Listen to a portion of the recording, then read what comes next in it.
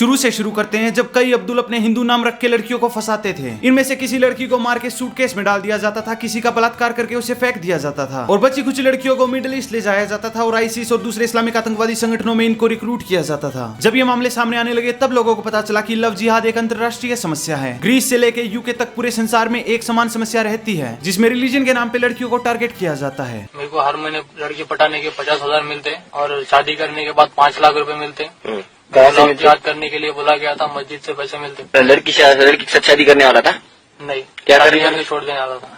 शादी करके छोड़ने वाला? कुरान की कसम। जब ये षड्यंत्र एक्सपोज होने लगा तब हमारे कुछ अब्दुलों को समझ में आया कि अब जिहादी अब्दुल के दिन गए। अब एक नए प्रकार के सेकुलर आफ्ताब को ग्राउंड पे उतारना होगा। ये सेकुलर आफ्ताब अब इंटरनेट पे feminism, woman empowerment, wokeism, liberalism की बातें करेगा और वही सारी लड़कियां जिसको फंसाने के लिए इसे अपना नाम बदलना पड़ता था, एक हिंदू नाम रखना पड़ता था, अब वो सारी लड़कियां खुद ही अपने आप इसकी ओर खींची चली आएंगी।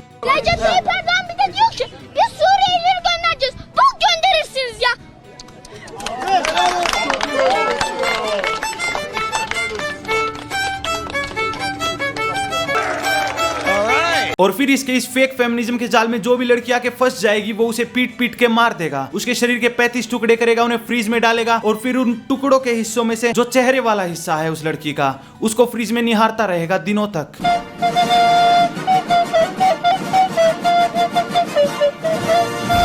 अब जिन लोगों को ये पूरी कहानी नहीं पता मैं संक्षेप में बताता हूँ। आफ्ताब श्रद्धा नाम की हिंदू लड़की से मुंबई में मिलता है और इस श्रद्धा लड़की को वो अपने प्रेम में ऐसा फंसाता है कि ये लड़की पूरी उसी के प्रेम में समर्पित हो जाती है, यानी इसके प्रेम के सिवाय उसे कुछ भी नहीं दिखता। वो अपने पूरे परिवार के साथ संबंध काटने को तैयार है, अपने सारे मित्रों को छोड़ने को तैयार है, केवल इसी आफ्ताब का प्रेम प्राप्त करने के लिए। इस लड़की श्रद्धा के घर वाले इस संबंध को ठीक नहीं मानते हैं, वो इस संबंध को आगे चलाने की अनुमति नहीं देते हैं। लड़की का पिता इस लड़के आफ्ताब को बिल्कुल ठीक नहीं मानता है। लड़की का पिता आज भी इसे एक लव जिहाद का विषय कह रहा है कि हमारी बेटी को हो सकता है टारगेट किया गया हो और फिर उसका प्रयोग करके सुनियोजित ढंग से उसे मारा गया हो, काटा गया हो। पर कहानी में वापस आते हुए, क्योंकि श्रद्धा के घर वाले इस संबंध के विरुद्ध थे तो श्रद्धा ने वही किया जो एक बिटिया को नहीं करना चाहिए। अपने माँ बाप के साथ सारे संबंध काट लिए और कह दिया कि आज से मैं तुम्हारी बेटी नहीं हूँ, भूल जाओ कि तुम्हारी कोई बेटी भी थी। ये कहते हुए अपना सामान बांधती है और लड़के के साथ निकल पड़ती है, क्योंकि अब तक आफ्ताब ने श्रद्धा पे पूरा नियंत्रण स्थापित कर लिया है। जो आफ्ताब चाहेगा वही होगा। अपना घर बार, अपने सगे संबंधी छोड़ के ये लड़की आफ्ताब के साथ दिल्ली निकल जाती है, वहाँ पे उसके साथ रहने लगती है। श्रद्धा इस संबंध में आगे बढ़ती है और आफ्ताब धीरे धीरे उसे पीटने लगता है। आफ्ताब उसे ऐसा पीटने लगता है कि कई बार तो उसे लगता है कि पीट पीट के ही मुझे मार देगा। यही वो मैसेज है जो उसने व्हाट्सएप पे अपने दोस्तों को भेजे हैं। उन्हें बताया है कि यदि मैं आज घर पे रही तो मुझे पीट पीट के आफ्ताब मार देगा। आफ्ताब इस श्रद्धा को इतना पीटता था कि एक बार पहले भी इसने सोच लिया था कि अब तो मैं ये संबंध समाप्त कर दूंगी, पर वो नहीं कर पाई। फिर से उसे कभी मौका नहीं मिला इस संबंध से बाहर निकलने का, क्योंकि तब तक उसकी मृत्यु हो चुकी थी। ये फेसबुक पे अपनी इंद्रधनुष की डीपी लगाने वाला आफ्ताब अब श्रद्धा की चै चै चै से तंग आ चुका था। कितना वुमन एम्पावरमेंट देता उसे पीट पीट के।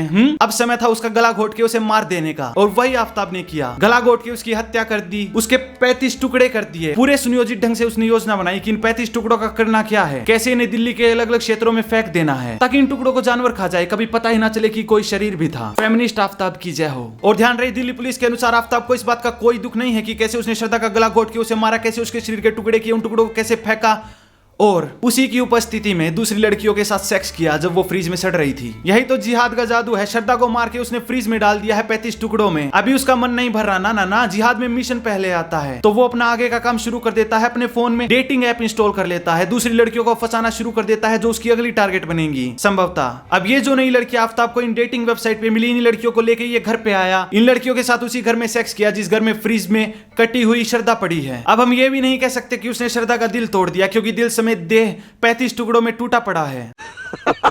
और इसी से हमें आफ्ताब की एक्सपर्टीज का पता चलता है। जहां पे 2016 में वो सेब केले काट रहा था, वहां 2022 आते आते उसने लड़कियों को काटना शुरू कर दिया। इससे पहले भी आफ्ताब ने कई लड़कियों को फंसाया था। जैसे ही वो लड़की बदलता था, अपनी प्रोफाइल पिक्चर भी फेसबुक पे बदल देता था। ये सारी लड़कियां भी संजोग से हिंदू थी, तो इंटरनेट पे पता नहीं क्यों कुछ लोग बोल रहे हैं कि जरा एक बार जांच करो कि पुराने वाली लड़कियां भी अभी तक सुरक्षित है या नहीं, या फिर इनमें से कोई लड़की कहीं आफ्ताब के फ्रीज में तो नहीं पहुंच गई। आफ्ताब श्रद्धा के शरीर के हिस्सों को छोटे छोटे पीसेज में काट के अपने फ्रीज के भीतर अपने खाने के साइड में ही रखता था, और आज तक भी श्रद्धा के शरीर के सारे हिस्से नहीं मिले हैं। तो कुछ लोग इंटरनेट पे माइके लाल कह रहे हैं कि वो हिस्से हो सकता है क्योंकि आफ्ताब एक शेफ था, तो हो सकता है कि वो हिस्से उसके ग्राहकों के पेट में पहुंच गए हों।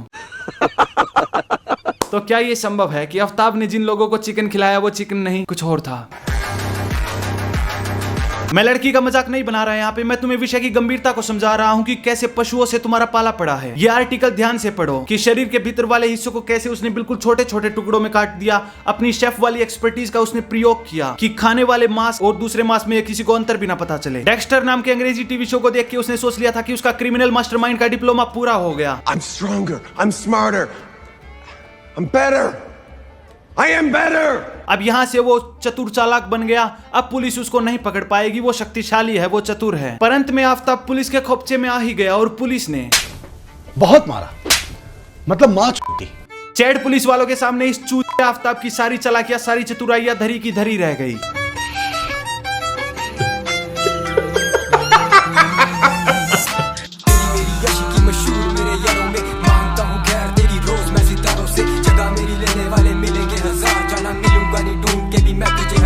पुलिस आज के दिन ये सारी चीजें सार्वजनिक कर रही है, बता रही है कि इसने गूगल पे ऐसी मूर्खों वाली बातें सर्च की। सोच के देखो कौन सा क्रिमिनल मास्टरमाइंड होगा। मैं होता तो तुम्हें कुछ चीजें समझनी पड़ेंगी। तुम्हें समझना पड़ेगा कि जिहादी मानसिकता काम कैसे करती है। तुम्हें समझना पड़ेगा कि सारी संस्कृतियां एक समान नहीं होती हैं। पूरे संसार में हमारी ही एकमात्र संस्कृति है जिसमें हम अर्धनारीश्वर को पूजते हैं। हम शिव और शक्ति में कोई अंतर नहीं देखते हैं और ये केवल कहने की बात नहीं है, डाटा में भी ये चीज दिखाई देती है। संसार भर में हिंदुओं का क्राइम रेट बिल्कुल लो होता है। ये हमारी विशेषता है, ये हमारी संस्कृति है। उन संस्कृतियों में, उन रिलीजनों में जहाँ पे महिलाओं को वस्तु माना जाता है, वहाँ पे उन संस्कृति को मानने वाले लोगों का क्राइम रेट भी हाई होता है, रेप रेट भी हाई होता है, क्योंकि ये उनके जीवन जीने का ढंग बन जाता है। इस केस की बात करें तो दिखावे के लिए आफ्ताब हर प्रकार के ढोंग आडंबर करता था। सोशल मीडिया पे वो फेमिनिस्ट भी था, वोक भी था, एक्टिविस्ट भी था। पर यही तो छलावा है हाथी के दांत खाने के और दिखाने के, और उसे यही बात को तो छिपाना है कि सांस्कृतिक रूप से उसके भीतर ये चीज भरी हुई है कि वो महिला को वस्तु के रूप में देखता है। अब इस कहानी का अंत यहाँ पे नहीं होता। जब अगला आफ्ताब अगली श्रद्धा को मारेगा तो उसके बाद हम यहीं पे मिलेंगे, यही ज्ञान फिर से देते हुए, क्योंकि कुछ लोग सुधरते नहीं है, कुछ लड़कियां भी सुधरती नहीं है। ये लड़कियां स्वयं इतनी मूर्ख होती हैं, इतनी अज्ञानी होती हैं कि कोई भी आफ्ताब, कोई भी अब्दुल इन्हें अपने नियंत्रण में ले सकता है और सदा के लिए इन्हें प्रयोग कर सकता है। आज के दिन भी देखो कोई लड़की फेसबुक पे बता रही है कि उन्हें ये आफ्ताब कितना हैंडसम लग रहा है। तो मुझे बताओ, ये लड़की फ्रीजर में जाएगी या सूटकेस में जाएगी या आईसिस में जाएगी, मिडिल ईस्ट में, मुझे नहीं पता, परंतु ऐसा ही कुछ होगा और फिर से हम यही बात दोहरा रहे होंगे। लव जिहाद एक अंतरराष्ट्रीय समस्या है। संसार के दूसरे कोनों में अलग अलग नाम से जानी जाती है। ग्रीस में किसी और नाम से जानी जाती है, यूके में ग्रूमिंग गैंग्स के नाम से जानी जाती है। समस्या वही है। यूके में भी वो लोग इसी प्रकार रो रहे हैं। वहाँ पे ऋषि सुनक जो नया प्रधानमंत्री आया है वो भी वहाँ पे वचन दे रहा है कि मैं इस समस्या का समाधान करूंगा, ग्रूमिंग गैंग्स के विरुद्ध काम करूंगा जो इस्लाम के नाम पे छोटी छोटी बच्चियों को टारगेट करते हैं वहाँ यूके के भीतर। We all know the reason that people don't focus on it. It's because of political correctness,